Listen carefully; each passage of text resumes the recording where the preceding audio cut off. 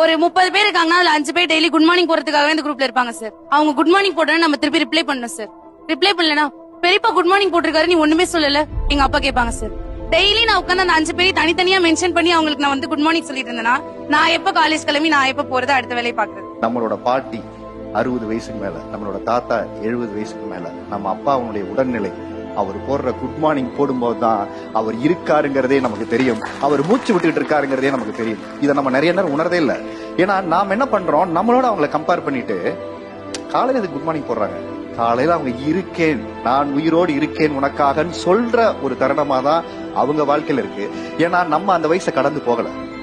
நம்ம அந்த வயசை கடந்து போகும்போது தான் அந்த தனிமை ஒண்ணு சொல்லும். அந்த தனிமை நமக்குள்ள ஒரு பெரிய வேதனையை கிரியேட் பண்ணும். பேசுறதுக்கு வந்து பையன் இல்ல, பேசுறதுக்கு மனைவி இல்லாத நிறைய கணவன்மார்கள் இருக்காங்க, நம்ம பிள்ளைகள்லாம் வெளிநாட்டுல படிச்சுக்கிட்டு இருக்கு.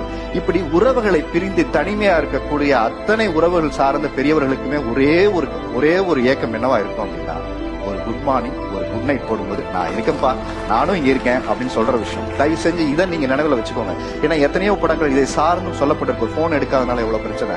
ஒரு வாட்ஸ்அப்ல நம்ம வைக்கிற ஸ்டேட்டஸ் என்ன முக்கியம், அந்த அன்பை பரிமாறுறது. அப்ப அவங்க போடுற குட் மார்னிங் அலை அப்படின்னா உங்களுக்கு ஒரு பெரிய மெசேஜை கொடுக்குறாங்க. அதை நீங்க முதல்ல அவங்களுக்கு புரிஞ்சுக்கோங்க.